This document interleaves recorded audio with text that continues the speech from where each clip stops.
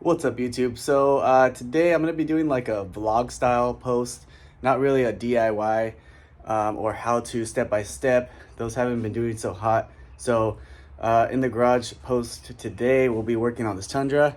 I've got to rebuild one axle. We've got the boot all twisted up, and let's see if we can see it right here. Right there, inner boot's all twisted or vacuum sealed in. I'm not sure which one, but the customer got a boot kit and I'll be taking it off. And then I've got some quick updates on the hatchback.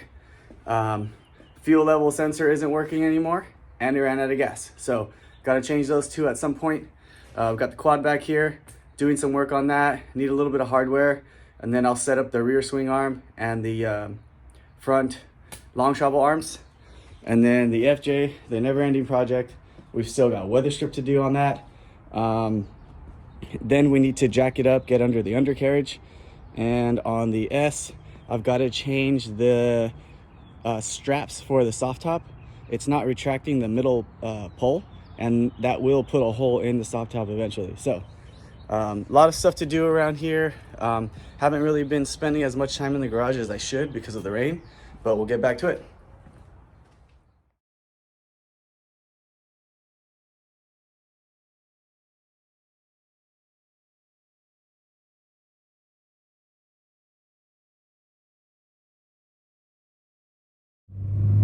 All right, well, that was a fail. I don't have the 39 millimeter 12-point socket to get the axle nut off. So going to O'Reilly's, called them. They've got it, thankfully. So we're gonna go there, rent it or buy it, depending on how much the price is and what brand it is, and be able to continue on. It just sucks when things like this pop up that you don't expect, you know?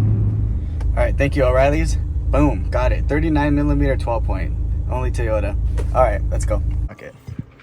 First one I ran into that's not a socket I've got in the toolbox, but time to order one of these up, either from Lyle or Snap-on. It's pretty much the only sockets I really like, but this one will work.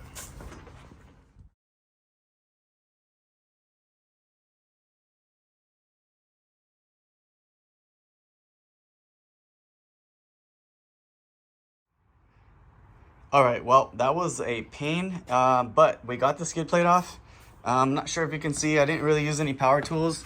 A lot of people gun these skid plates off, and the bolts aren't that big, so I just do it by hand, take my time. I don't want to have a 10-minute job become 3 hours on strip bolts and whatnot. And the nuts and the frames on these things, not the Tundra specifically, but Toyotas in general, they're not the strongest. Luckily, we don't live anywhere with rust, so I don't have to deal with rust issues, but you can definitely strip out the frame nut and make a long day out of a short job. So right here, we're going to pull out the axle, change the boot, got a few quarts to top off the diff, and then should be able to throw that back in and call it a day.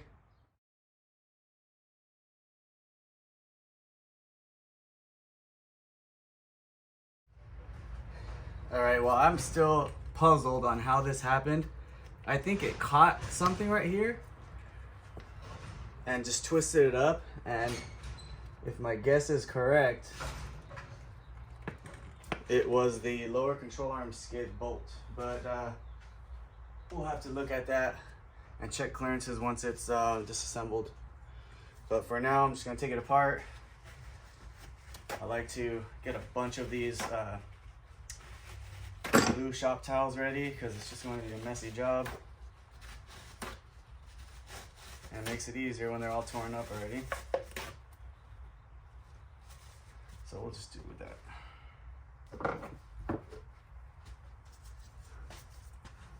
All right, we're gonna spin this around. Let's do this side first. And if you watch any of my other videos, the outer CV is held in with a clip, so it's not going to pop out. This, however, just slides. If this is anything like a Land Cruiser, though, there's probably a clip inside holding it together. So not so much like a Toyota Tacoma, but should be similar. But based off the design, I'm pretty sure this thing looks just like a LC100 inside. I wouldn't be surprised if Toyota didn't change anything yet on this Tundra, because this Tundra is still 5 lug. This 2018 model, still 5 lug. Okay, so yeah, there's a retaining clip right here.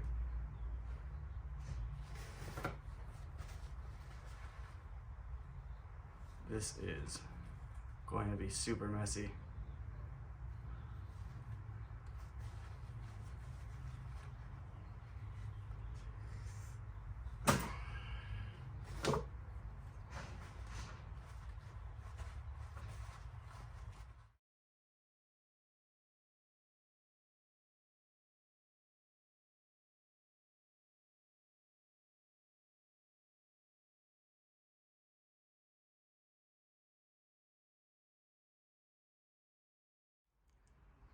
I wanted to take a minute to show you some of the axle rebuild procedure. So I always do the outer first because it's locked in, so it's not going to come off. So we'll pack that with grease, crimp the other clamp. I crimped this one just when I put it on so I don't forget. Then we slide this inner boot on, and you have to get that Burfield birdcage joint back on. I still need to put the snap ring here. But this piece goes on first, that way it can't come out. Then that piece goes on, and then the bearings and all the grease. So I'm gonna go ahead and do all that right now and get this back onto the truck.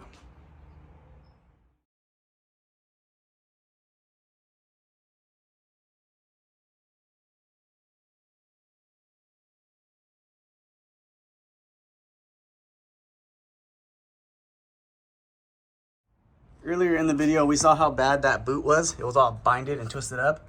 I think it caught this aftermarket lower control arm skid bolt. That's just too close for comfort for me. And I think it might have caught during some suspension travel. This is a full droop right now. And that's the only way that damage would have happened on that axle. So let's see what the other side looks like. Yeah, see, when you start cycling up, it gets away from the nut, but at full droop, we're definitely very close. So I would advise the customer to change those out or figure up a different mounting solution for that bolt, because you want to have some sort of lock. So that's got a lock washer, but maybe a short C-lock nut would do the trick, and then trim down that stud a bit with a C-lock nut. That'd be what I would do. But other than that, I just need to top off the diff fluid, get these wheel spacers torqued up, wheels torqued up, and I can get the skid plate back on and get it out of here.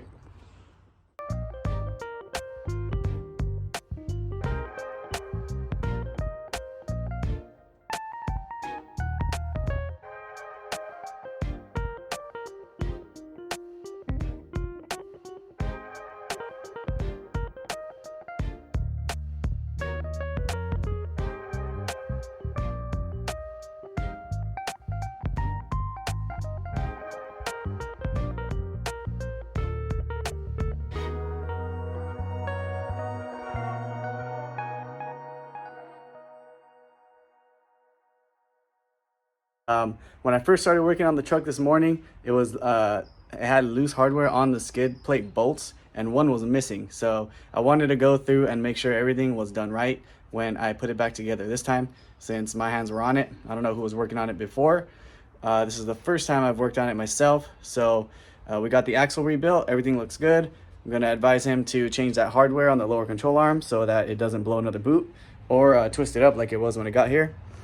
And then I should start getting onto the other projects. I've got the FJ on my list, on my to-do list. So the weather strip is next, and rebuilding the Burfield knuckles as well. So that'll be the first time I do that, and I don't know what I'm doing. So it's gonna be an interesting rebuild on those things. But on to the next one.